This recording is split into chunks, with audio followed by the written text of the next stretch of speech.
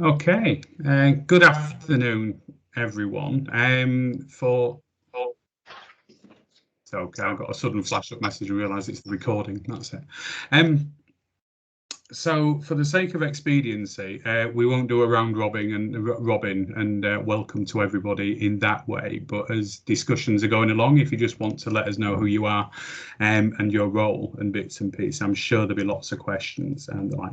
And as you're aware, there's a broad outline agenda, but the purpose of today is to take you through where we are at with the NEST and NYTH framework, and in particular with regards to digital implementation. So in order to just help me sort of kick that bit off, I'll just introduce the people that are my overlords and masters, and let them. It's how it works, Liz. That's the one. I know my place. It's yeah. So what I'll do is I'll just introduce them one by one. They can just say what their roles are within this, and then we'll sort of kick on with the overarching piece of work and where we're going to go with it all. I'm aware that we might be doing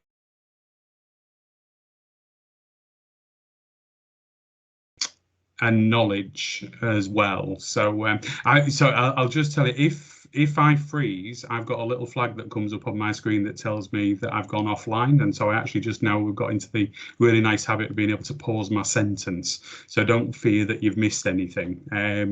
So it's been quite useful finding that little trick. But yeah, so if we need to pick up and gather up as to what the NEST and NYTH is and where it sort of sits, then that's something that we can do in this session as well. So first off, Rachel, hello. Do you want to introduce and give your sort of overview and bits and pieces? Then we'll move to Liz. Yes. Thanks, Adrian. Yeah, hi everyone. Some of you I already know, and you'll know my role in the programme. But my role is the partnerships workstream lead in the Together for Children and Young People programme. And so my role is really to support regional partnership boards to develop their implementation plans, and I do that very closely with my colleague, Dr. Liz Gregory, who I'm going to hand over now to introduce herself. Hello, everybody. Really good to see you and such fantastic attendance in the middle of the summer. So thank you for that. My name is Liz Gregory and I'm a clinical psychologist, and I lead on the early help and enhanced support strand of the T4CYP programme, which works very closely, as Rachel has said, with the partnership strand, but also with the neurodiversity strand. And the more we talk, the more overlap there is. So that's been one of the kind of evolving developments, I think, is recognising that what our aim is to create that whole system approach, and there's so much overlap with what we're doing, and that's really reinforced. And I guess today's session is focusing on digital, but we've also got cultural and strategy and how all of those things align. So it's about recognizing it's not separate pieces of work, but it's enhancing all of the work to bring it to life, really. So that's my role. Yeah, thanks, Liz. And before I hand back to Adrian, just to say, sorry, Ed, to say that this is the first workshop of many. And so, you know, your feedback on today's workshop will be really useful for the team to learn and develop. You know, the whole development of the NEST NYTH framework has been one of co-production, and really listening and learning and acting on the feedback that we get. So please do let us know what you enjoyed the most. We'll get some sort of evaluation doodly poll thing sent out afterwards. And then, you know, if you have colleagues that you feel couldn't make today, because we do realise that it's the school holidays and lots of colleagues have taken time off, they will get an opportunity to watch the recording and also attend a future session, dates to be announced imminently. So I do hope you enjoyed, as Liz said, and please do give us your honest feedback so that we can carry on building and developing these workshop modules. Thanks everyone, enjoy the session. Thanks, Rachel. Thanks, Liz. And the final person who is absolutely a key sort of cogwheel in all of this, Helen, do you just want to say hello? Because your name pops up on everybody's emails on a regular basis. You're on mute. I always tell you all off that, and then I do it myself. Hi all, nice to meet you all. I'm working very closely with Rachel and Liz on the programme. Well, I can't even say I'm new to the team now, Liz, can I? Been with the team a couple of months. I'm the project support of the team and try to keep them on track. And yes, say no more. Yeah, nice to meet you all. We get an email from Helen and it's either the right, okay, where's this one going, or the oh, what have I forgotten? It's yeah, so it's absolutely, like I say, the cog in all of this. So that's thank you for sorting out today, Helen, as well. So what I'm going to do, I've prepared some slides to talk through, but as Rachel and Liz have said, this is one component out of three. You know, we've got the strategy, we've got the actual cultural work, and then the digital stuff needs to hang off and support. So as always, so my background is I'm a nurse by background in mental health. I moved into the national programme for IT in England back in 2004-05 off the back of service management and service change, and I've been working with NHS Wales since the end of 2016 on various programmes across government and across frontline services and the pandemic. And I became involved off the back of the neurodiversity work, and then have been involved with like the NEST and the NYTH implementation. And personally speaking, from a former clinical point of view, to have something like this in front of me back then, I would have loved. It would have made the job so much easier on every single level. But at the same point, I would have been so consciously aware of the need for that strategic and that cultural shift as well. Because not only can it do all of the things and the opportunities that we aspire for it to do, the need for organisations to be able to control it and run it and be aware of everything that's involved with it, you know, we're all absolutely vital as well. So I come at my work with regards to digital is just an enabler. It's not the solution. You know, digital people always refer to the solution, but it never is. It's going to be the thing that helps us to do this. And as I've been pulling this work together, it's always been a case of it's okay as having a digital environment for the NYTH, but where's it sitting? How is it going to work at national and then at local level as well? So, and the way I always work workshops like this is there are no wrong answers. You know, there can't be. You know, the whole purpose of a workshop like this is to hear where people's fears are, where their concerns are, where things are going to be really easy. And then as well, I have a really simple line that I always have in my head, which is if people just say yes or no to things, they're going to be fairly easy. It's where people say, well, that depends.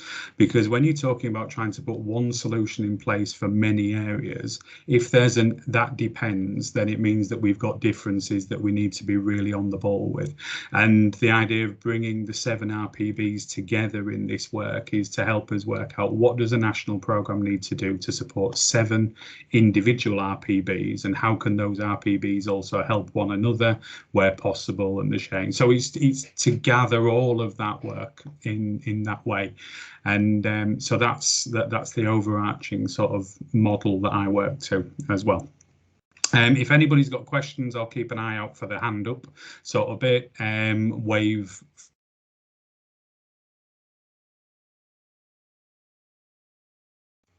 Or just pop a message into the sidebar and somebody alert me to that as well, in that way, and we can pick up from there. Is that okay? All right, so I'll bounce over to my slides. This is the point where we get the, can you see my screen? So bear with me. So it's right.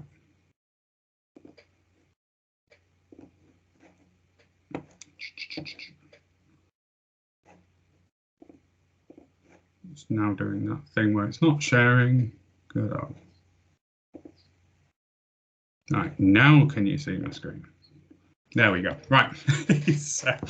So okay. So what we've done is we've set this up as 2 workshops, and you've had the first bit of the pre.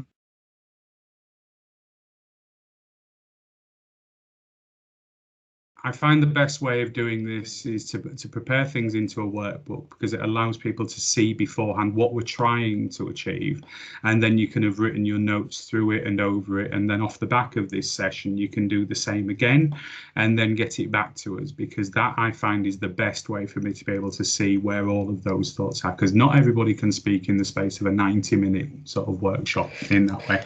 So this first one is concept and vision. It's going to take us through what we have in our heads for how it could work, where we want it to be moving to, and then it'll allow you through the process of the workbook to tell us why that's absolute pie in the sky and guff, and we need to be thinking about it differently. And that's the purpose of it. Basically, I need you to tell us where our ideas could well be wrong, or where they could go wrong, and then we can start to pull it together from there. And then there's a following workshop in, is it 3-4 weeks time, which when I've got your response, it'll be 4 weeks. So I'll get your responses back as RPBs, can pull it together, and then we'll then look at where this puts us with regards to a potential model as well. Okay. Okay, so just a quick sort of introduction then. So NYTHcymru.org was launched late May. Hopefully you've had a chance to have a look at it. It is a website area that is in development.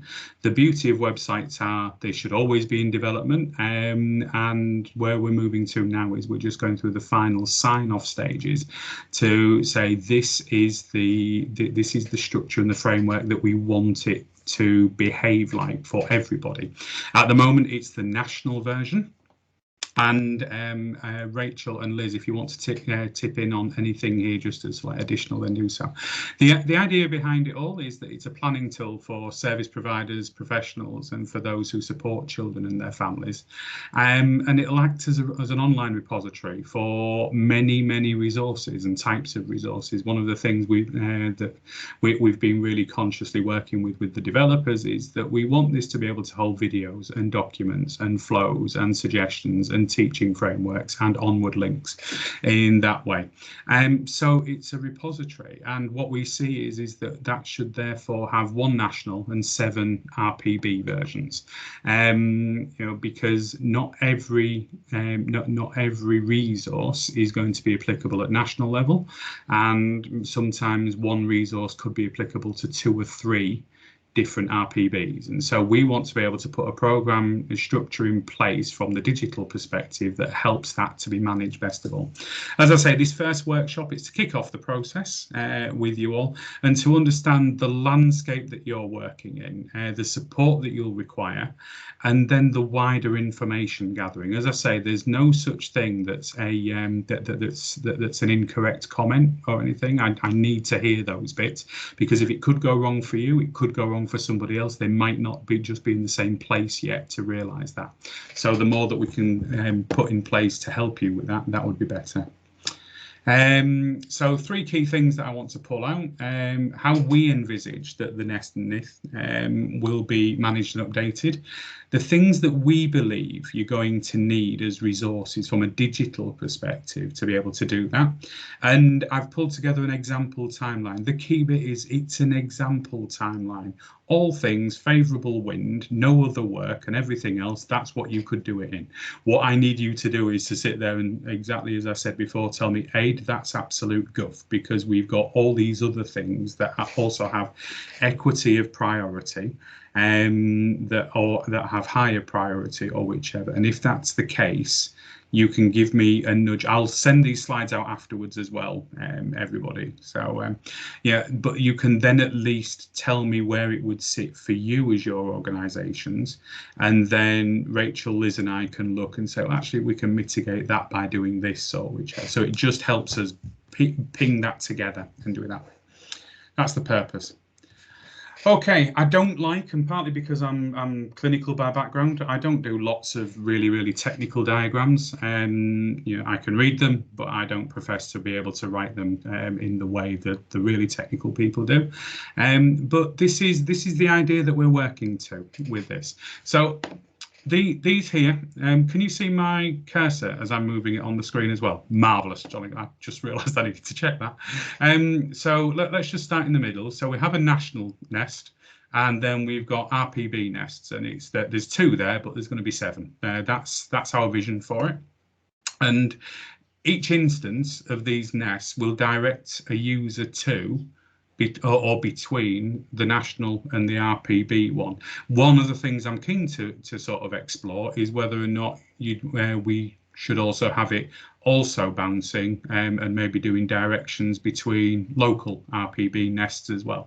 We'll just say, hello, was that a question? Or was it just a wave? Just a wave. That's all right. No problem. It's my eyes are good. They're working both screens. The idea here is that I call it a public user. The idea is that every user could be family, it could be child, it could be teacher, it could be healthcare professional, care professional, could be anybody. So I've just put it in as a public user. So they can access and use the national, and they can access and use their regional. That's the idea. They're able to be directed. So they're little things that we've just got to be able to make sure that we've got front end screens that direct people with simple questions that say, you're at the national level, you're actually looking for something local to Merthyr, and we can bounce it to something more specific in that way. But that helps us. That's all well and good, you know, but that's great. But all we're doing there is we're providing a website and we're allowing people to access it. The main and the big sort of thing in this is what's going on in the background. Because without the resources and without the information going in, then all we've got is just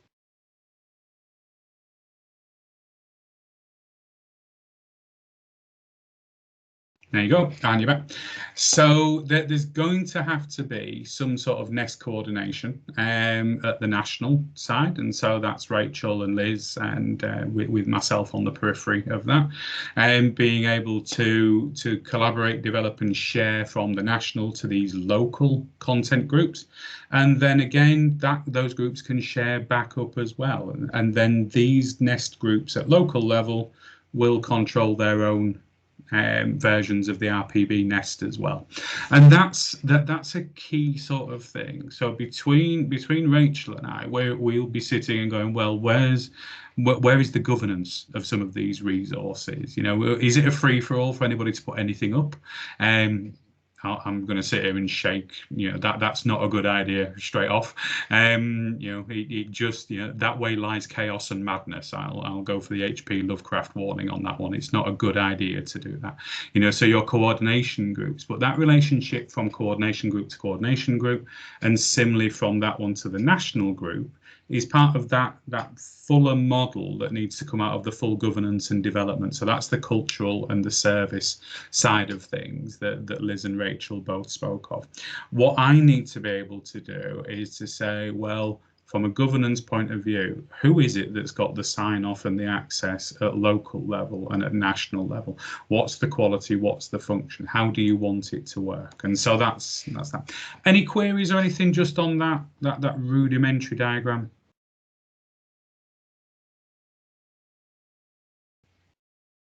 No, there we go.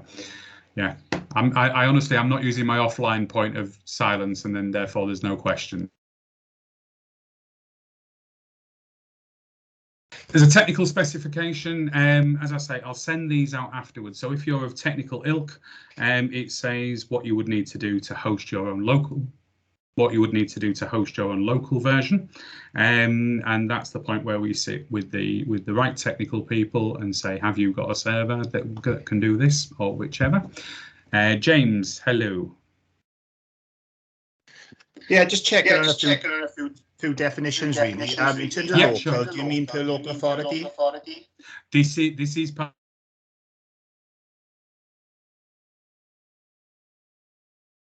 And you're back. There you go. Yeah. So what we know is that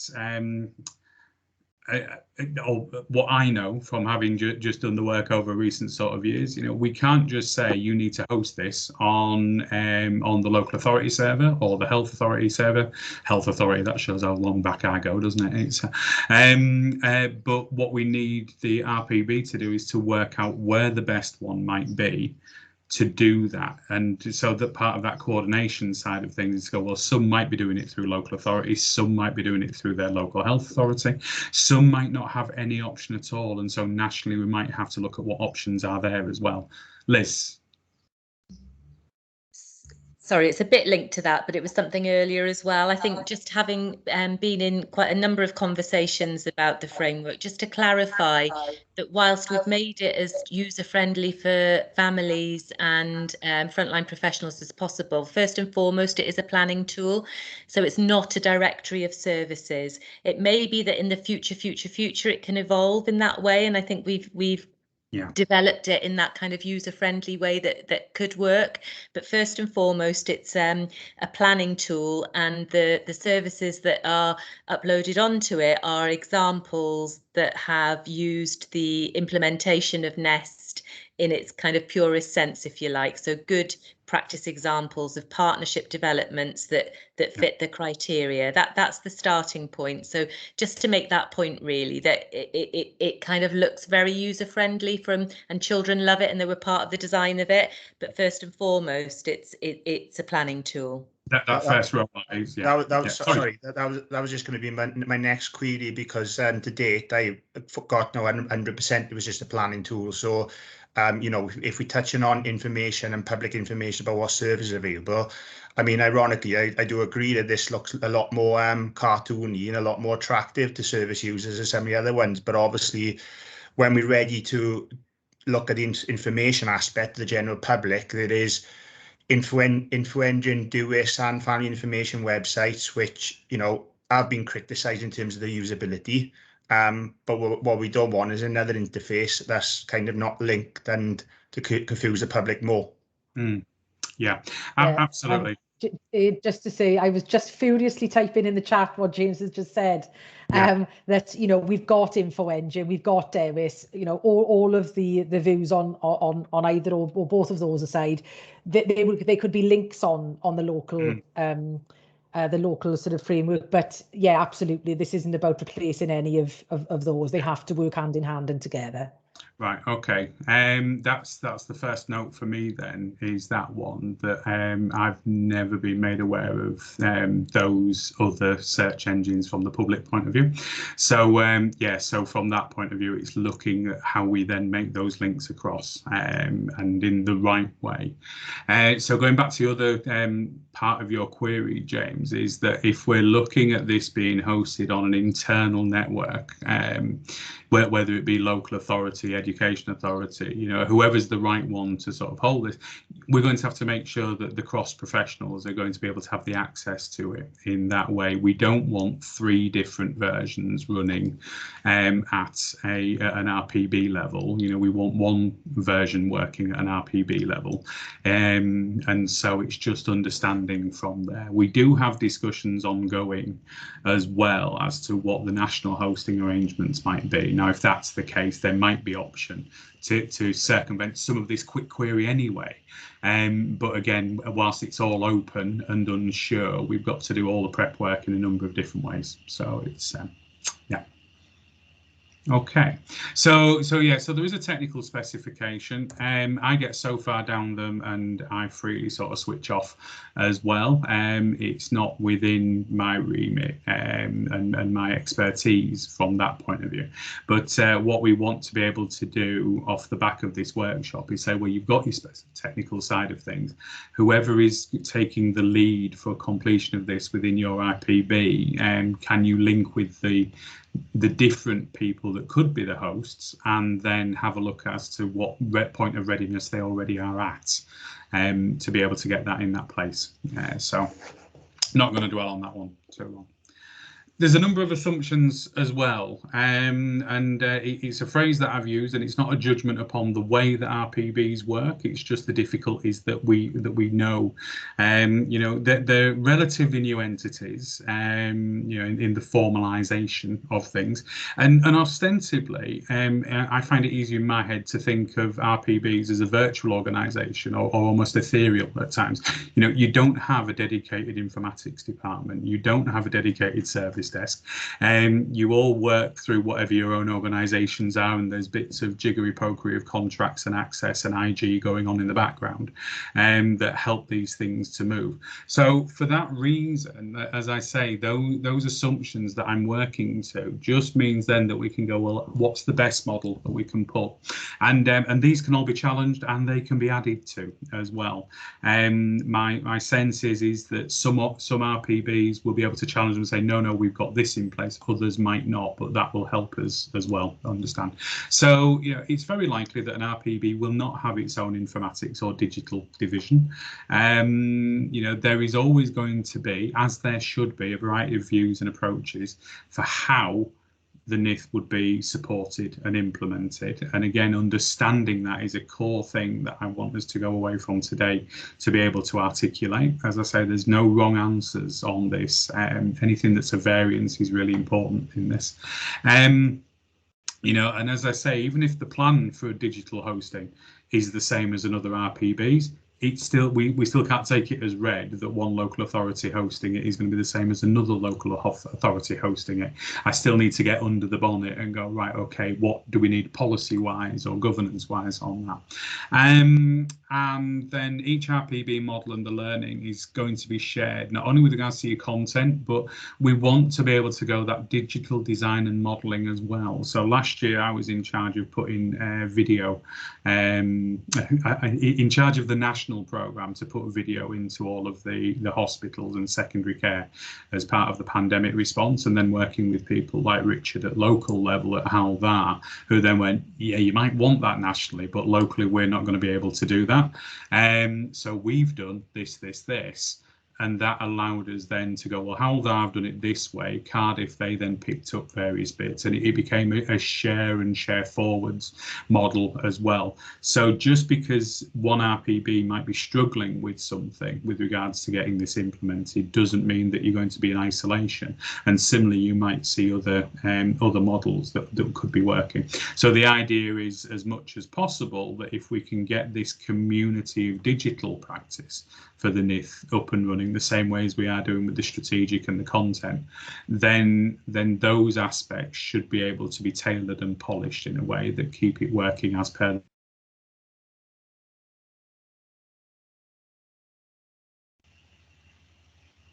All right. Okay. So they're the assumptions. Okay. So, and this is where we now bounce to the workbook. So over the next few slides, do please start shouting out now. So the first section that I have here is the outline of what we're thinking with regards to the section, and then it's the queries. Rachel.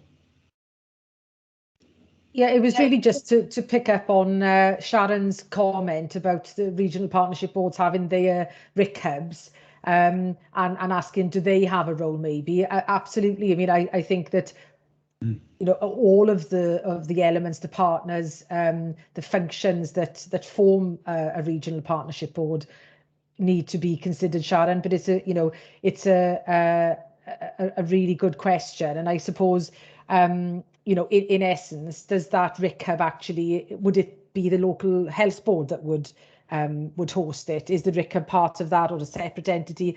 And you know, we realised very early on in this that the digital aspect is likely to take some time to work through for the reasons that we've all heard. And so that's why we wanted to start this early, because we realised that there will be all sorts of data sharing, access requirements that'll need to be thrashed out amongst the partners around the respective RPB tables. But yes, you know, we're not being prescriptive on who it should be. It just needs to be an organisation that can deliver on the technical requirements. and I guess then offer all of the access that's going to be required. But a good point about the RICAB, yeah. Yeah, absolutely. It's and I suddenly realized I thought my chat box had gone quiet, and then realized that I needed to scroll down. It wasn't auto updating. So yeah, thank you, Sharon, because when in the section in the workbooks around who you want around your table, you know, it's and getting the research hubs in there, you know, because again, you know, there might be work and development going on within the research hub that you want to start talking about early, and getting published up there. So that's absolutely. Richard, hello. Have you considered hosting nationally? Content is still managed regionally. That Yes. will give you consistent approach to backups and delivery and all of those sorts of things. Yeah, absolutely. So one of the models that we were looking at was just with where it's being temporarily hosted at the moment. I got the so it's some guys out Newport in Pembrokeshire way, and so they're doing a hosting at the moment of the national, and they've done a little bit of explore.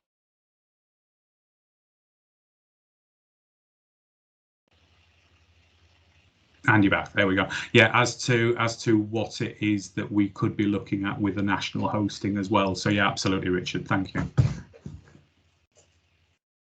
What we would need with that is for somewhere to host it nationally, and we've just got this little bit of a bit, which is it a PHW piece of work? Is it a T4CYP piece of work? Is it a children's services piece of work? Is it a, you know, is it a DHCW? So there's all of those ones where we've just got to, and we have got a meeting a bit later with our SRO of the T4CYP program. I noticed I've just had a quick look while we're just talking.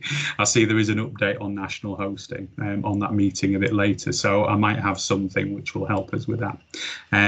Again, just being able to understand what the options are. So thank you, Richard. Yes. Okay. Anything just with where we've got up to at that point? No, jolly good. Okay, so the first section that with the workbook, I like them to be quite slick.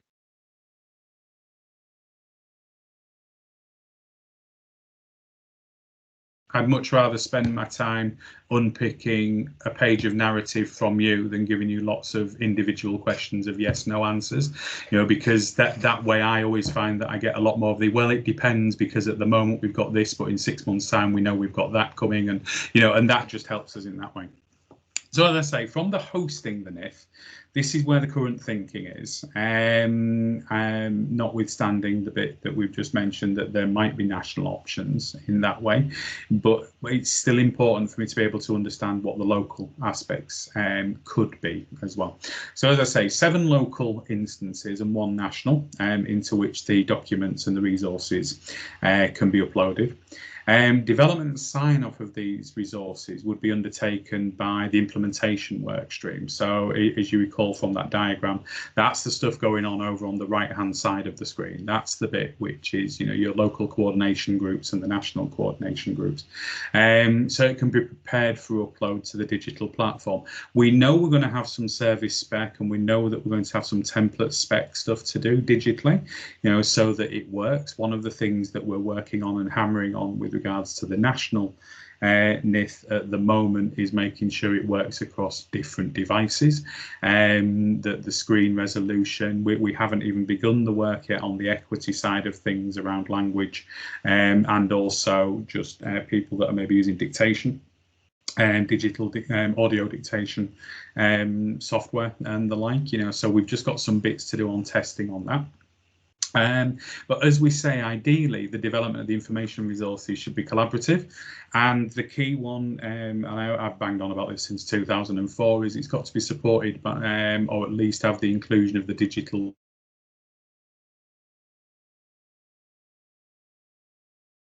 There's nothing worse than getting 6 months down the line and being ready to go, and the digital person goes, yeah, that's not going to work because of.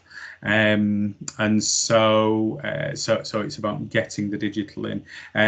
Rachel, I'll let you pick up Sharon's query there about the funding for resourcing of local content groups. Do you want to answer that one now? I think, thanks, Ed. The good question. There's lots of questions about funding the resources required to deliver this.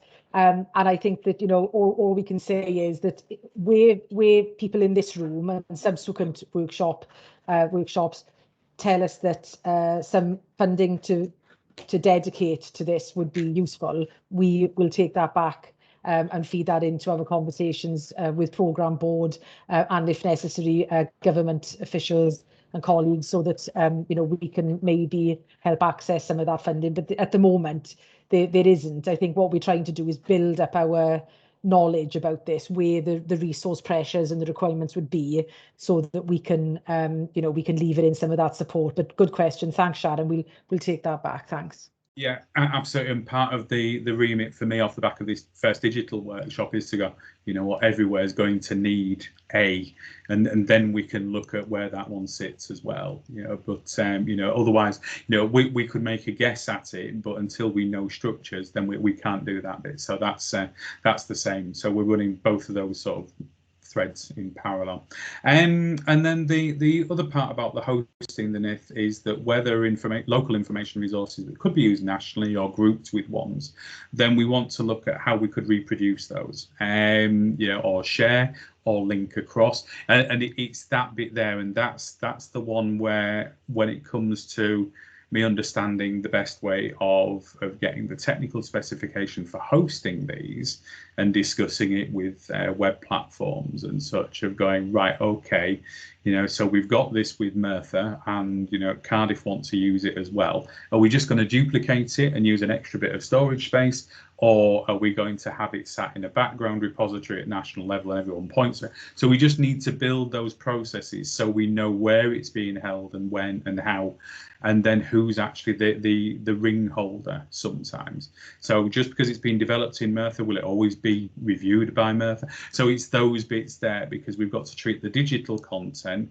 as one artifact, and then we've got to treat the development of that digital content through the strategic and the development group, and just making sure that we're tic-tac in between, because the person doing the upload won't be the person that's done the writing, is the basic line that I'm thinking. It could be, but I think the safest way for us to think about it at the moment is administrator does the uploading, but an expert has done the writing. And at this point in time, let's work with that model. So I just need to be able to make sure that with Rachel and I, we're able to go, yes, we've got the right people to tick the boxes at that point. So that's the vision. Pick this apart, and I'll take some notes as we go through the discussion, but if you could also reflect them into the workbooks that you've got. Just realise one of the things that you'll need to decide at an RPB, I don't mind if however many there are on the call, if all of you want to send me your own version of that, so long as you've let me know who you are and which organisation you're with. If you want to set it up so one person within your RPB is compiling it, it's why I've given a couple of weeks for it to be completed. I don't mind. It's whichever way is best for you to be able to do that. I'm fairly certain there'll be some takeaways for you to do a bit of further exploration with as well. So so long as I know what I'm expecting back for like the 13th of August, I can then plan that sort of review work for the week after and do it. So the hosting considerations then is, in the first instance, and this goes back to the RPBs being a bit of a virtual organisation and a bit ethereal in that way. Is there already an agreement for how any part of the web presence and the online presence for the RPB is being managed? If we can understand that, then that might be the first point of call for a number of us to say, right, okay, this might be the better way of doing it. If the RPB already has a public-facing suite of web pages, who is it that hosts them, and actually what the contractual terms is, how big and how many web pages can you put up, because this could be quite big. Those of you that have looked at the NYTH, you know that there's a big sort of pressure, there's a big sort of burden on that bit.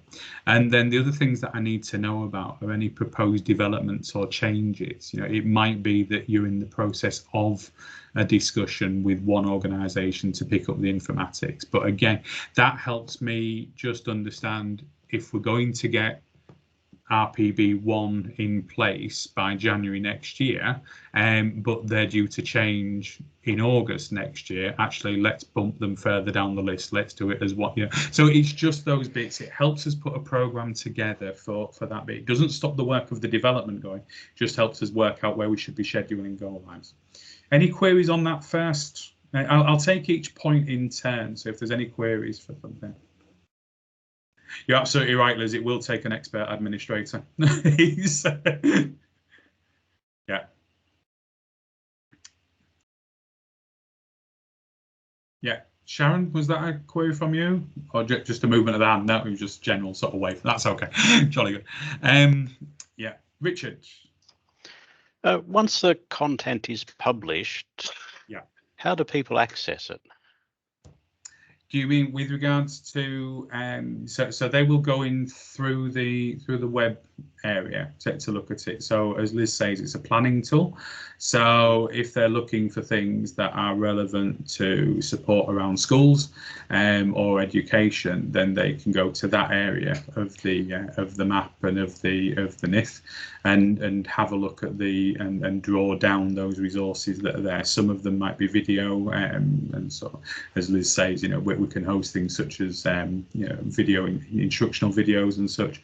Other bits might be policy or pathways and such. So they would do that. So one of the things that we'd be looking at is how many of these documents need to be able to be downloaded for print off, how many of them need to be locked, you know, because it's actually just going to be for information. So it's yeah, I'm thinking just the same, Rachel, actually. It's Richard. Is there any intelligence behind that? So if I was looking for material, is there anything that will help me find what might be useful? Because I might look for one thing and it comes back with his video, and yes, that's useful, but I didn't realize that there were a whole lot of other things that might have been really helpful as well, but because there was no intelligence behind the search, I just got what I asked for. So I asked for a dog and I got a dog. Whereas if it had have given me all sorts of animals, there might have been some really useful other animals there that I would have liked to have seen about. Right. Okay. Yes. Yeah. That's a good point. I'm going to pick up on Rachel's bit, which is just to share the visual framework. So, do you want me to do that? Yeah. It's and I'll just take you through the way. Simon. Yeah. Absolutely. Form does follow function, and that there's certain bits. Yeah, so certain parts of the user's perspective have been designed in, and as I say, part of the bit is now understanding where else it needs to sit in that way. Alan, you mentioned technical hardware specs. What software, CMS? Yeah, how are you planning to maintain security and updates over the platform? Yeah, absolutely. So at the moment, security and updates are all controlled by the hosting organization who've done the development. So that's NYTH Studios, but that's part of the one which is with regards to that resourcing side, you know, which is who's going to be doing the ownership of it, and are they just going to accept it, which is not my preferred model. You shouldn't just accept because somebody else has done their own cybersecurity assessments and the management of it. But what we need to be able to do is say, right, you're going to need a resource at local level to do this, or at national to help us build that business case. It's built on a progressive web architecture, and that's as far as my knowledge actually goes with it, Alan. I think in the spec there's a bit more detail, so when we send the slides out afterwards, you'll be able to click into that additional file that's there. Does that answer that for you, Alan? Yeah, and absolutely. Thank you, Rachel. Richard, your hand was up. Legacy hand? Legacy. It is an old hand, yes. There we go. Right. Okay. Right. Just let me bring up my version of the.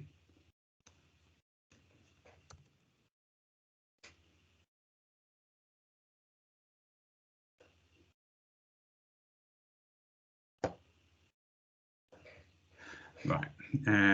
Swap screen.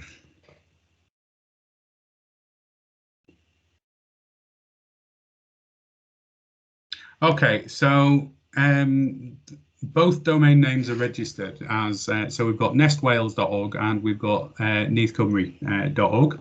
As we say, there is an expectation that as part of the equity side of things, we will be going forwards to make sure that we've got Welsh language versions and other language accessibility as well. But that's part of the wider business case that we need to start building up now. And it splits quite cleanly into two areas. Liz, Rachel, do please step in as ever on this one. So over the left hand side, this is the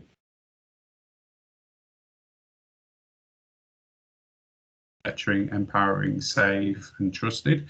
So the 4 key areas, and then the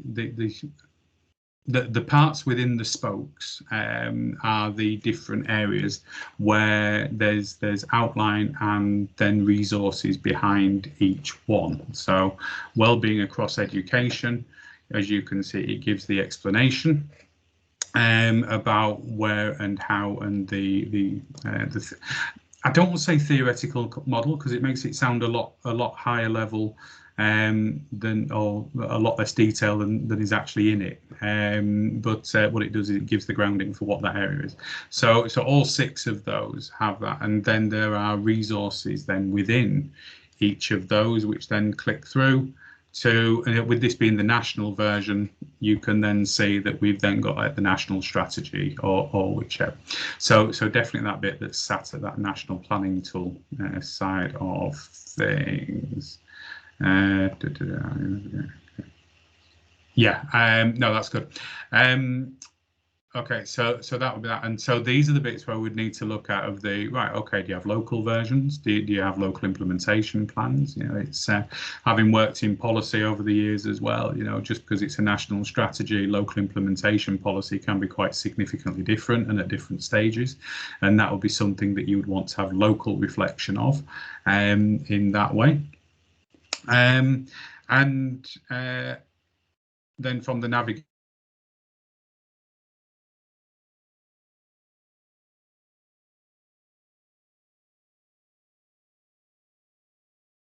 you're back. There we go. And so where this sort of sits then is that what we've got is that's your main wheel. The right hand side is the part where it's the more graphical version of those same points of information. So where it sits, each one of these layers on the graphic relates to one part of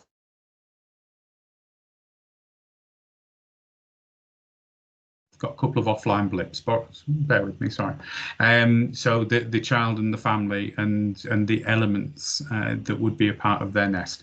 So you click into this and you're able to see the different areas that the resources would also sit again. So in the same way as on the main wheel that you could see the resources against those areas of the nest, then those same resources could then be applied at this level as well, whether it's up at you know, local authority, the things which are on the more social side of things, nursery and school and college, and then home and family. So again, each one of these layers will be able to hold that same information, but it's that different search through and the different context as well. Liz, do you want to add anything more on that bit and tell me where to navigate to? You're on mute. Yeah, I'm not sure. I think it's about giving people a space to ask, to be honest. Yeah, absolutely. Yeah. Simon, just to answer your question there, the reason why there's a thinking about 1 national and 7 local RPBs, wasn't SWOT based. My understanding of it is that it's from the point of view of certain things at national level will have local iterations. So that point that I was saying there, that we might have a national policy or strategy, but a local implementation plan might have different levels of information in that aren't applicable. So we want to be able to keep it down at that level. But if there are things which should just point up to a single national instance, then it can do that. Yeah, I think what you've just described is not the answer what I'm looking for, I suppose. And Okay. it's not really about my question, because it's about feeding back to other groups of people. Right. Yeah, and what you suggest is perfectly possible without having. I think it's actually easier to do what you just described with one hosted website. It gets more complicated when it's hosted by different people. All that uploading, sharing, links, you're going to be doing that 8 different times. And this RPPs are very complicated. If it was just one organization, you can probably get away with it, but you're adding complexity upon complexity, I think. So whatever model you come up with has to be the simplest way we can do things. And I don't think the simplest way to do things is now introducing into an RPPs 7 new hosts to host a NYTH website. Certainly not at the start. But I agree, absolutely, it's got to have local information. But I think what we can find is the easiest and quickest way to keep that up to date and supported. And so I just think we need to really do have a good look at what's the easiest and least complicated way to do that, considering how complex RPP's current arrangements are. But I love all the models. Everything's fantastic. It's just that it's the technical side of uploading, loading, sharing, admin, resources. It just I think adds complexity to getting in the way of. You want to support young people, great. What's the quickest way we can do that?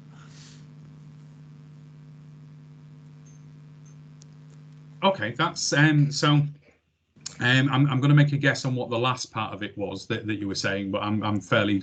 I think I've got the gist, and this is part of the thing that I'm wanting to explode out. Is, do we need 7 local resources as opposed to 1 national resource with a way of searching through this for local information, local based information? Absolutely. If there's a better, a more fluid model that would work with this, then that's the nature of this bit of work as well, of saying, right, absolutely, let's just go with 1 national and that way. I suppose what I'm wanting to feedback is the group is looking at what's the best, most efficient model before deciding it, and there's a process you're going through, and then I haven't got the knowledge to know or advise on that process. It's just they're looking at it and come back with some suggestions about what's going to work best.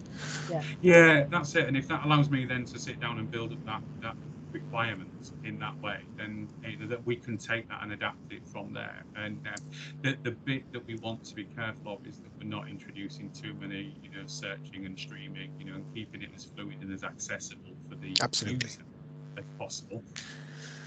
Thank you. I've got an empty house and I'm bouncing on and off, right? My apologies. Has it gone really, really quiet, or have I just leant away from it? Have I come back now? It's okay now.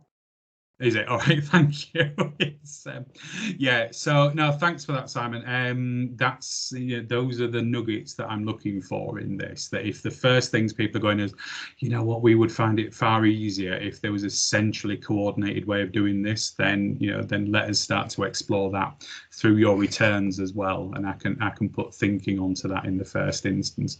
It does. I freely admit I've had little bits of cold sweats about that worry about how do you manage 7 instances and 1 national, so that because we're running 2 governance streams. Then if we've only got 1 governance stream, then that's possibly going to make it more fluid and more cost effective. It doesn't necessarily mean less cost, but it does mean more cost efficiency usually. So thank you, Simon, for articulating that. I can't take that leap in the first bit. Joanna, was that? Sorry, I've seen I've got 3 hands up, but I don't know who was first now. Liz, your hand. Yeah, I think I'm pushing in. I'm last, I think. Adrian. Where? Okay, Liz, were you first? Yeah, I suppose I was just kind of feeding back that I think it's fascinating and the points are really, really important and we have to take them on board. And I think this is part of our scanning and learning and listening and responding process.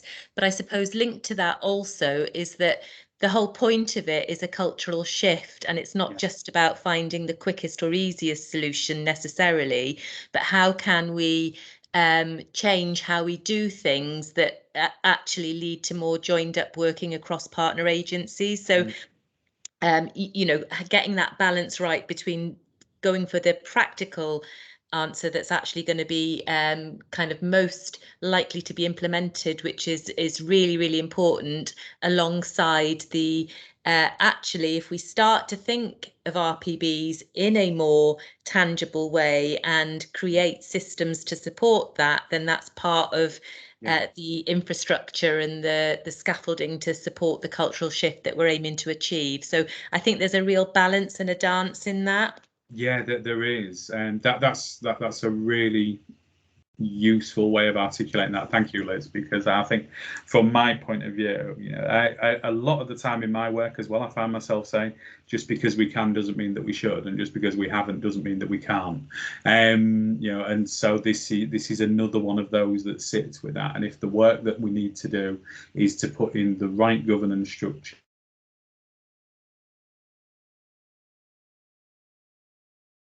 for the most cost-effective and fluid and safest digital model, then what do we need to do for that? Likewise, we shouldn't just go down that route if it's going to be difficult technically to run it the other way, if it's going to introduce a lot of breakup of what the ambition is of the program. So, but we can sit and we can take that and we can make that balance and that informed choice. The advantage we've got is, you know, that this has sat now in front of so many different levels of professionals across health and care and wider across Wales. You know, that it's the how we do it, it's not the what we're doing, which is the bit now, which is the really interesting bit from mine. James, your hand was there next. I suppose my thinking is the balance between realism and ambition. Yeah. And what I've heard so far today, and it might be just one element of it, is that we're mapping kind of more policy and helpful tools to assist planning, rather than what I took from like initial promotion of the framework in terms of mapping actual services we fund onto a common framework where we can see the fit and gaps in services and almost provide that quality to say, right, if that service that provider is not on this framework, then we don't really see it as part of the puzzle, and now we can provide quality assurance. And when we've got a pot of money to commission something, we can look to this framework to commission the gaps. Now, if that is still what it's about, which I like to think that is the main thing what we need, because you know, I'm still one planner. I have a small team of planners and commissioners, and I'm one little piece in a bigger puzzle. But I think it does start at Welsh Government, where the more money that is drawn down from Welsh Government through all the different departments to contribute to emotional well-being for children and families, the more they understand that as a result of that funding must be planned through this framework, then all of a sudden I can say, right, I'm a Families First manager. This framework is in my Families First guidance. So I can help contribute supporting that framework through my management team. So that's your cost effective. It doesn't necessarily have to be creating new resources and new monies. It's about planning teams coming together and using our services more effectively. So I suppose that's the ambition, is to embed this in all grants and monies that come from Welsh Government, so we can connect the dots. Because like we spoke about this framework this morning in our COMTAF meeting, and there was a service user who made it real for me around the gap between it was at the more statutory level, neurology, but so it wasn't appropriate for a more lower level preventative service. But the argument is, until that neurologist can see the child and there's a 10-month waiting list, they need that preventative services to basically keep in touch with them, to handhold it to that point. But that does take away capacity for further prevention. Now, I think that scenario is true to so many things that make us real. And for me, that's what's about using this framework is for. But unless all resources that are available to the regions and local authorities are attached to this framework, then I still can't see it making much difference. Liz, is that too ambitious for now? No. So yeah, should I just tell you where it sits for me? And this isn't to dismiss what you said there, Jane, which is there's a number of things within that to me are also that cultural and strategic aspect as well, isn't it? And that's that shift Liz just mentioned and that Rachel did at the beginning, which is we've got this service here. If you use it this way, or we would like for you to access us in this way, then we can do this, and this as well. So it's those fundamental sort of tenets of service redesign and being able to pick up what that user need is. Where this sits for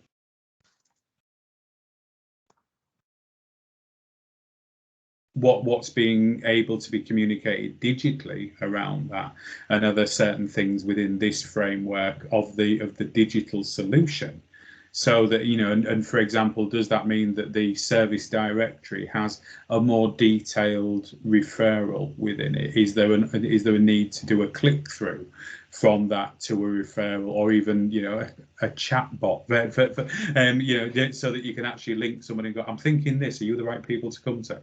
You know, and it's those bits there. What else do you want with that digital thing, with those resources as they go along? And this is the one which is the exciting thing about this, which is it's actually bringing together 3 or 4 threads at the same sort of time.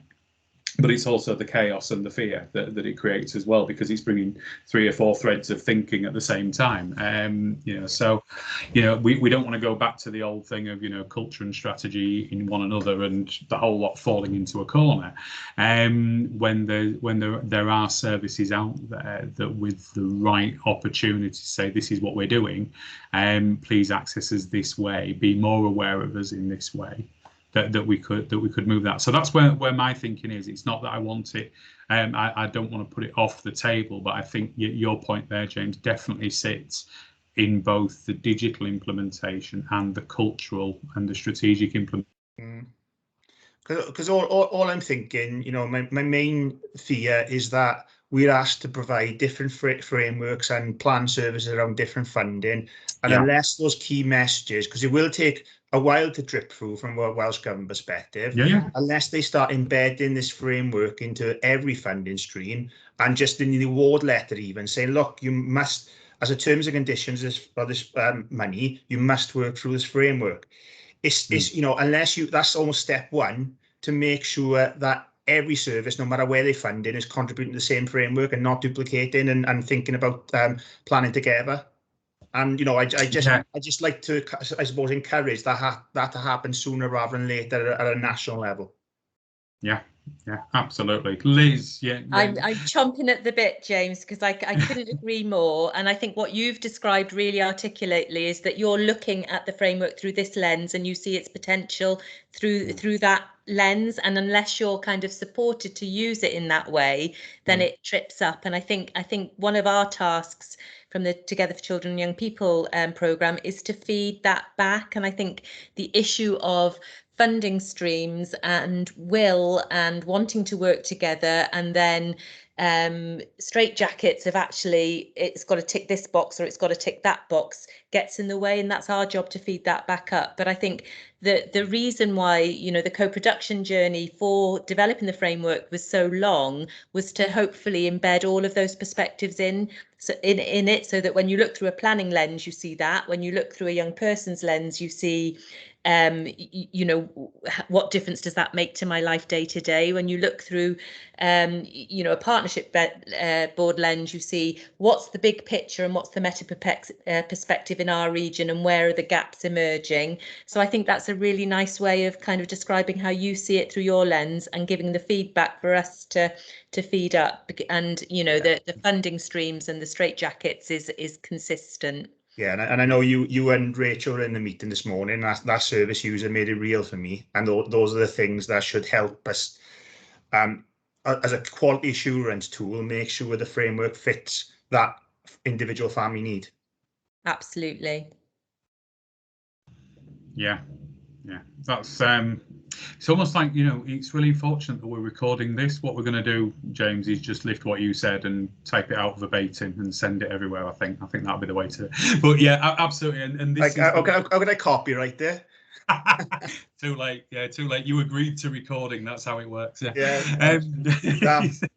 No, it's and it is that this bit, yeah, and add short-term funding streams as well. Absolutely, Simon. You know, there's and these are the ones. This is the exciting bit that I find around this. You know, is that it's not easy. You know, none of these ever are. It's that there's big parts of this that are turning the super tanker as well.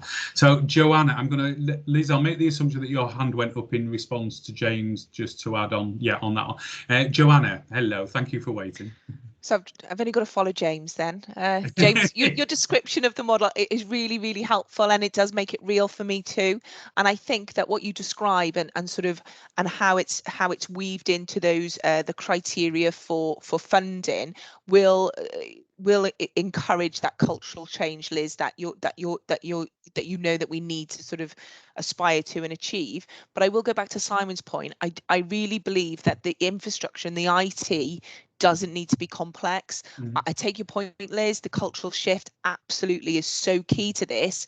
But in my view, I think Simon's correct. I think the infrastructure and the ICT platform and behind the scenes should be kept simple. And if it could be hosted in one place with that ability to filter into those 7 regions, I think that would be my preferred option. And I think it's worth having that conversation and really assessing what we want to do with that, because whatever we decide to do will have implications as we move forward, won't it? The more complex we make it, the more difficult it's going to be. Yeah. Could I just jump in there, Ed, and just to say absolutely, and the last thing we want is to create an industry around the digital, or create a monster that we eventually all lose control of. So this is exactly the feedback we want, in the interest of just making sure that we hear any different voices. Is there anybody here that really doesn't agree with what Simon and Joanna are saying we need, just so that we can explore an alternative point of view if one exists? Otherwise, I think that's almost like a mandate for us, isn't it, to go away and actually put our effort and energy into what people are saying would work best for them. It makes writing the business options analysis really easy. So rather than doing 1 to 7, we do 1. We do 1 to 7 at the other end, and then we do a 1 to 3 or something, and we do some shared ones if the one version isn't possible. And it's at least looking at that, and so I can start exploring those bits and working around from there. But yeah, absolutely, Rachel, thank you. Which is, is there anybody here on the call at this point that thinks if we head down one instance only with some access rules, that would actually be, from a technical and digital perspective, that it would be the wrong way to go? If I could I was just thinking of another area to support, kind of keeping it simple, and one kind of overarching management of it. I get frustrated by not seeing key data sets and how other local authorities are performing in terms of wellbeing services. And then it's often, I don't understand, they always put information sharing as a way, but when it's collated up, it's anonymized, it shouldn't be a problem. But it's almost, I think, for the fear of creating league tables, some local authorities, areas just don't want to share. But for me, that's the only way we learn. So if it's all on one platform, centrally managed, I suppose we're all agreeing to share that, to provide data to a national infrastructure where we can all benefit from in terms of comparing and contrasting to see where our services are at. Yeah, so it's that kind of sells that model for another reason. Yeah, absolutely. And Yeah, I want to say divorce. I want to say dislocation. No, it's not. There's a break between the two. So if we're talking about this as being, directory of services, and structures and what the service offers and the model that they're delivering, there won't be performance data against that. However, there's nothing to stop it being able to be demonstrated through business architectures to say, well, actually, this is the referral rates that are going on with this service, and look at how they're doing. And it's those things there, but we could put that into part of the strategic wish for how we would want that information to be done. Yeah, your point as well around we can't do that for information sharing reasons. It's an absolute. Yeah, there's many a Yorkshire phrase I could use there, but I'm not going to. Yeah, so yeah, using it in that way and putting it in that sort of structure is something that we can take away. Simon. I've got just building on that James's point. I suppose we've already got a KPI culture, and I suppose James has got one need. I suppose my need from this is to share practice about, because it's long term and we haven't got any metrics for milestones towards long term success. So for me, this would help us just look at this is working in this area, and we're having reduced whatever rather than a KPI, so we can, without having to say, oh, I got bad performance, I can say, this is what we think this is working because we're getting good feedback. Gas. Sorry, I've got an empty Colour light, but my new my new I don't have control. Could somebody just joy on mute? I don't know what it is. Oh, there you go. That's it. It's okay. I think really interesting. I think really interesting about what Liz says, and I think we all agree with it, is if we're all working to do things together, we're not looking for KPIs that suggest our service is working better. We're looking for how the system works better. So having somewhere in the site where it talks about we're all thinking this is working or it's not working, then we can share it without thinking, oh, Welsh Government are going to tell me off because they give me 50 grand for this. It's that different culture, isn't it? And Simon, this, you will have heard me say this on more than one occasion. That's why what we are saying is evaluation, that we need some evaluation guidance that we all say that if Nest is working, is embedded, then your region, your locality, your organisation could look like this. Yeah. But it'll be different for every area. So that's why we've really resisted being prescriptive and certainly not in kind of asserting ourselves as any kind of monitoring and evaluation body. That isn't what we're about. And certainly in terms of local evaluation, as you've just described, it's important that James gets the kind of data that he wants, because in his world that's really important and that's how he learns. But we know that for users of services, what they want to see is their voice reflected in how services and organisations deliver. So it's about, isn't it? It's really nuanced, and we haven't got the answers for how it all works, but we kind of say if Nest is at the centre, the child is at the centre, then everything should actually flow from that, and we'll develop our own indicators of success, some of which will be data, some will be qualitative, some will be quantitative, using proms and prems and wherever all those kind of things apply.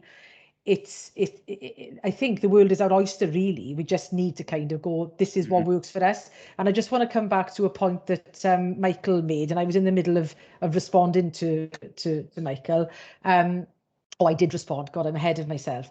I think that's why we are really keen that there's a national framework, which it contains all of the national policy stuff, which will continue to change.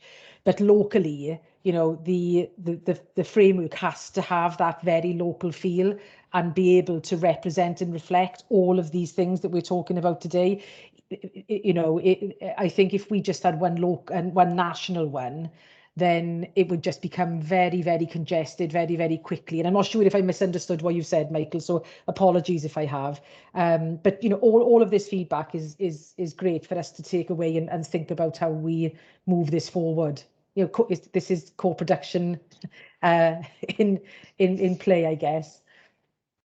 Thanks. Joanna, has your hand popped back up again? It was just another quick comment around, I take your point, Rachel, and I think what can be done once on an overarching basis should be, but with that flexibility where it's better to be done on an individual 7 times level than then it should be. And I think that we should take that approach. So where you've got information sharing protocols that we've referenced already in the meeting today, if that can be done on a national level, then it absolutely should be, rather than 7 times, 7 different, projects to get that done. So that would be my plea, really, but completely accept that not all of it can be done nationally, and there is absolutely a local level that's required. Beautiful. Thank you, Joanna, because I was smiling not at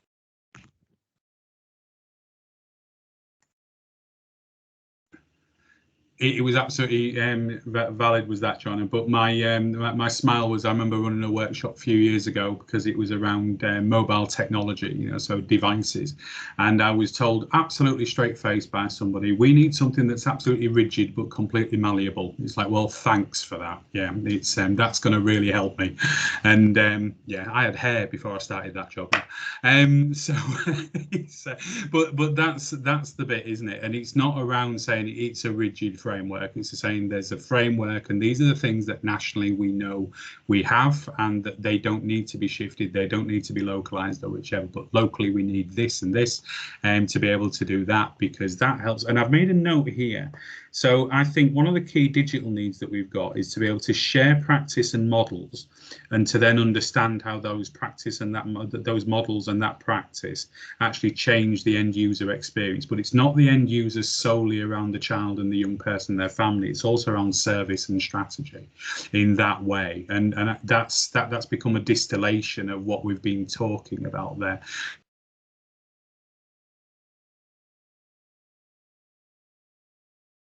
My bit around what the digital ask is easier, it's removing some of that complexity, as we say, and the key sort of linchpin on that is this sharing the practice in that way. So that's really helpful. That's really helpful. Part of me doing the way that and the bit that I love about the work is I always set up workbooks with the intention that, okay, if that's the answer that we're going for, it'll give me that bit. But I know that as we're then working our way through it, we then get the other bit of the beautiful stuff, which is like this, going, yeah, that might not be the best way. That's absolutely the purpose of this first sort of thing. So I don't want to dwell too much on the rest of the workbook, because I think I still need you to complete it and some of the thinking to go into it, but use it to reference what this discussion and where this discussion has reached. But I'm liking to go back to it just to go through the remainder of the things to say these were what I felt were important for me. What else do we need to be thinking about? Is that okay?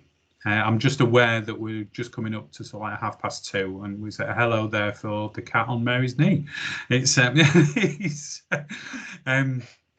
yeah, so if I bounce back to the workbook and we just go through the rest of it, but this past half hour has crystallized an answer quite nicely for me, for us to be able to know where we have to be heading with the thinking as well, and we can take that away in that way.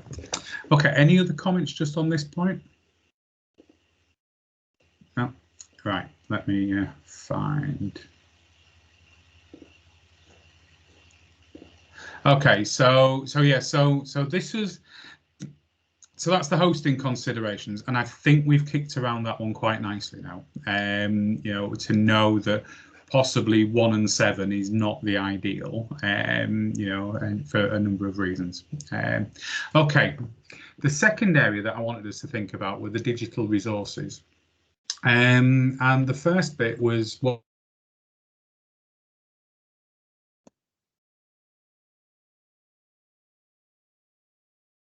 And that approval group, or that approval person, we want this to be able to go up to that digital instance, so it's there for content, style, structure. Is it safe? Final test and check. So that's probably being taken out of the mix now, if we're looking at one national. But what we would need to do is again put the governance lines in place to make sure we've got that.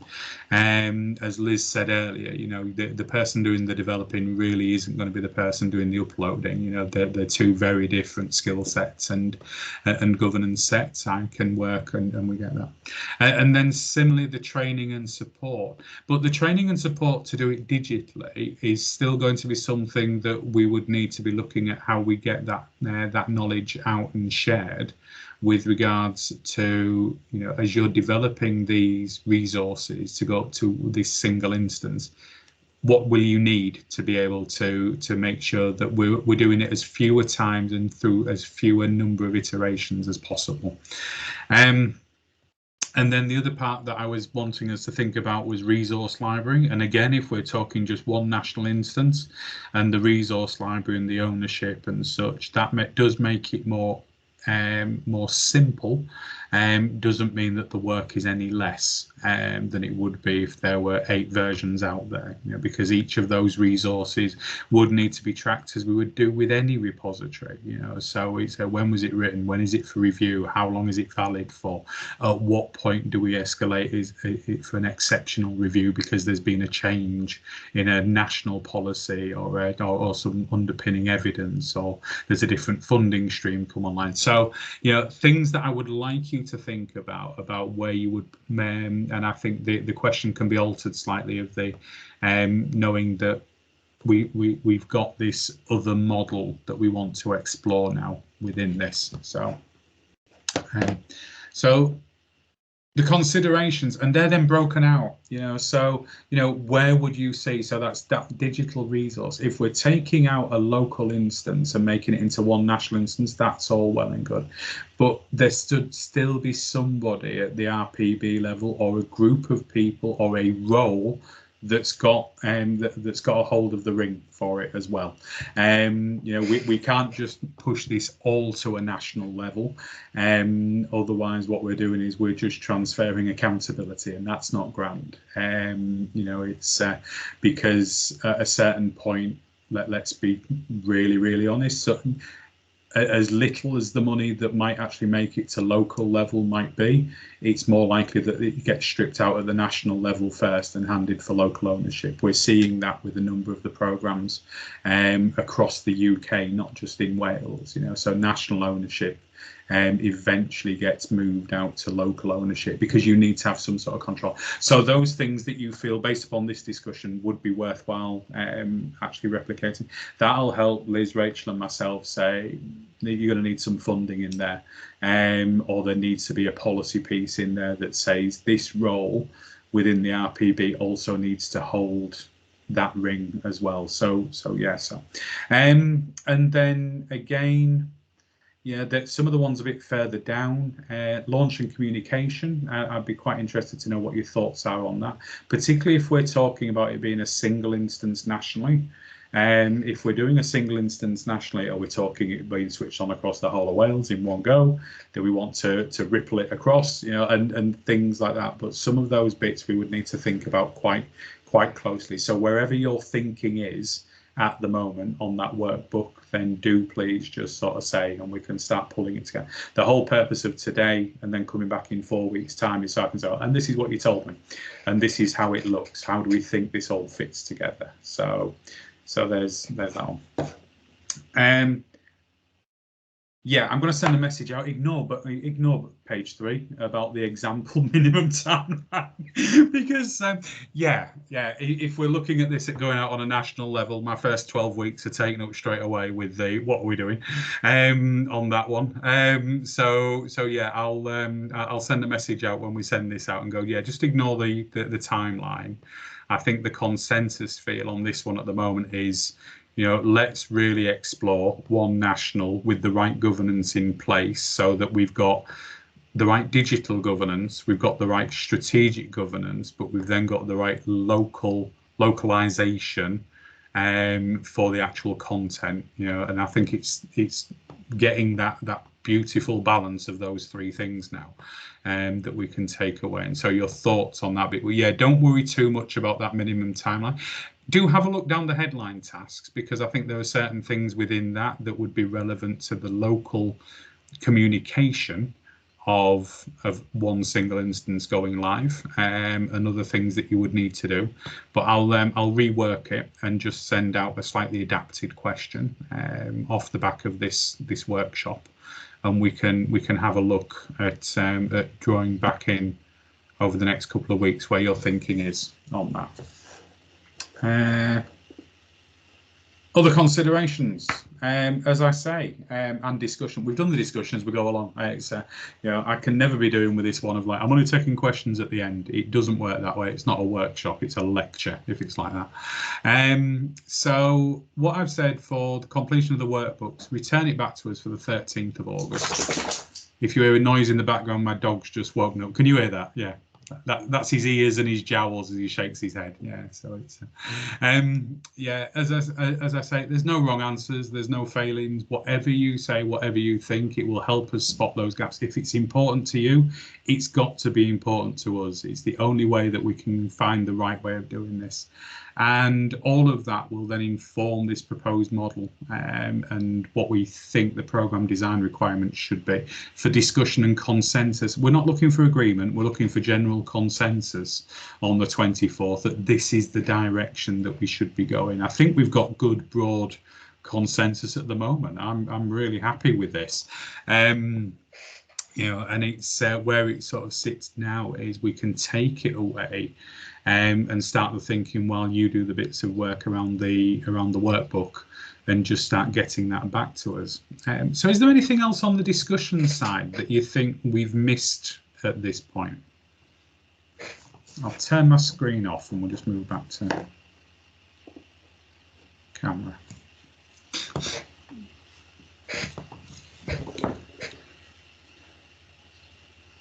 I'm doing my final thoughts sort of summary in my head as I'm just sort of sat here, but it's just wondering. Oh, I've got feedback. Let me go mute. Hold on. Okay, is that better? Yeah.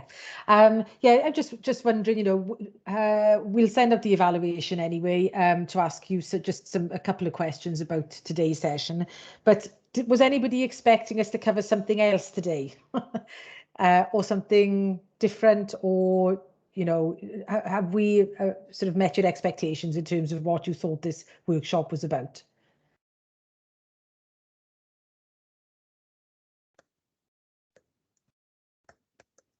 I think are we taking the silence? That's everybody's relatively happy. Silence is either agreement or fear. I've learned that over this last 18 months. So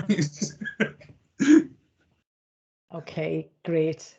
So yeah, just while Ed is formulating his sort of summing up at the end, just to remind everybody that we will be running these sessions again in October, one at the beginning and one at the end.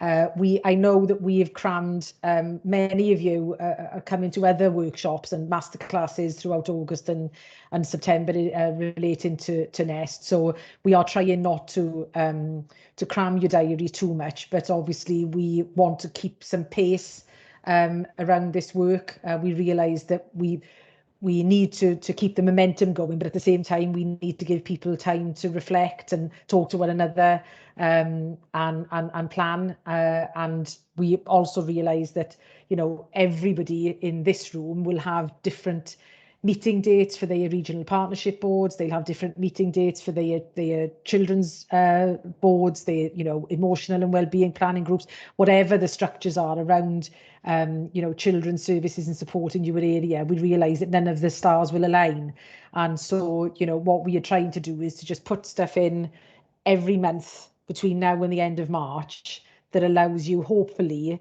to come along to workshops like this, go away and reflect, talk to your colleagues, think about it, come back to another workshop or feed in another way. And this, you know, the workshops are not the only way you can contribute.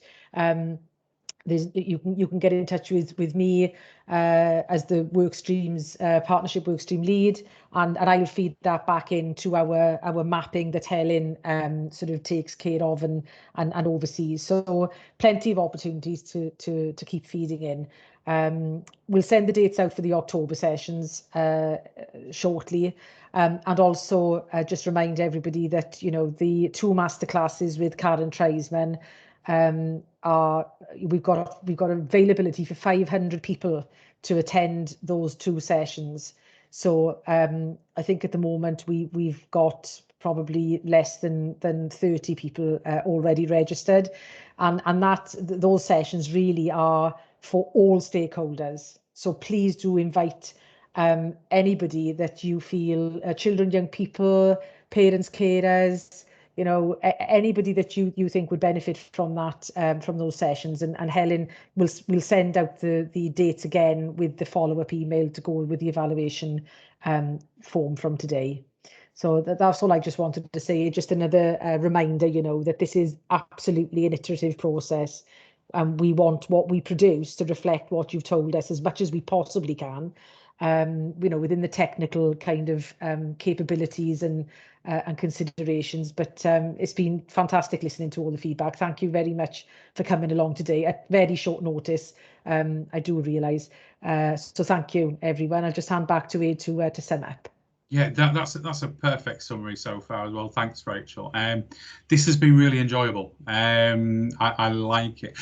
One thing that has just gone through my head is, have we actually got representation from all 7 RPBs on this meeting?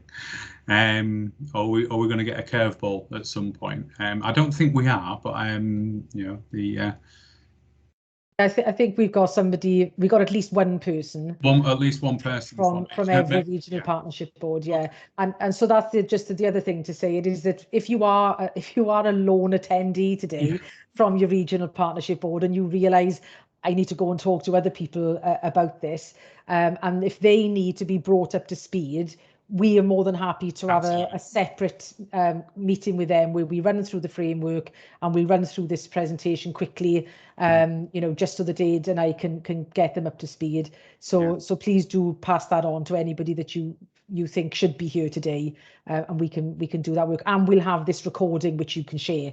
So that should give people a good basis from which to start from. Yeah. Absolutely. I'm minded of the comments at the at various sort of points, you know, which is it's to do with what's the simplest answer. Yeah, you know, the simplest answer isn't always necessarily the best, but it's usually the most practical. And I think off the back of that, we've landed at somewhere which gives me reassurance. I know we've got to go away and do some work, which is the idea of us being a national programme anyway. You know, we can get that ball in motion just over the next couple of hours when we meet with the SRO for a start off. We'll be able to start sounding some of that, I'm sure. And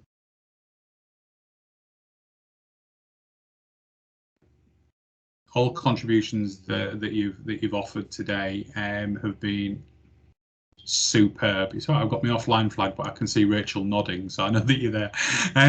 Yeah. So that, as ever, is it always gives me good sort of hope that, you know, we're not trying to pitch for something that's unwanted, and there's not any white elephant element to this, and the intricacy and the what we need to just do now with these 3 threads of culture and strategy, and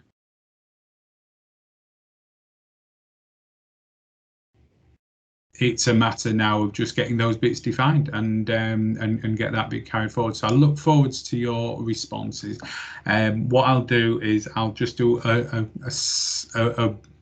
I'm not going to polish anything on the slides. I'm going to send the slides out as they are, because then if people look at them alongside the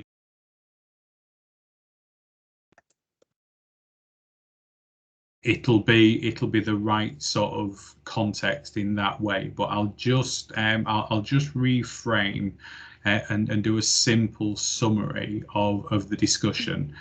So when Helen sends the slides out, she can send them back out to you and say, you know, this was where we got to off this workshop. Please complete your workbooks thinking of it in this context now. That would be the better way of doing it. Then I can take the main slide deck away and redo that, ready for when we come back together on the 24th of August, and do it that way. But aside from that, oh, I've got a new message thing. What's that on? It's remove the site. Yeah. Oh yeah, I'll remove the time. No, I won't. I'll just remove the weeks off the timeline, because the actual factors in the development timeline are good prompts for people to just sort of see as to how we might need to develop it. So yeah, but yes, I'll take the time frame out of it. It's on that one. But yeah, aside from that, it's enjoyable. They always are. I enjoy this stuff. So it's so thank you very much for your time. Are we just going to stay on Rachel, Liz, Helen? Yeah. Great. Thanks everybody. Everyone. Thank you to everyone. Thank you. Take care. Thank you. Bye.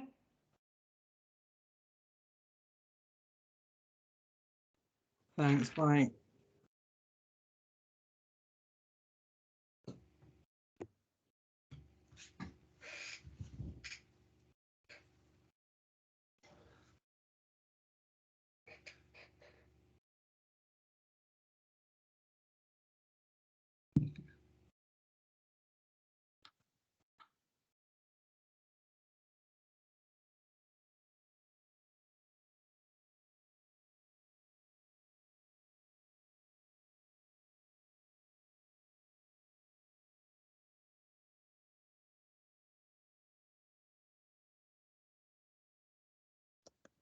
You're just going to stop the recording, Helen,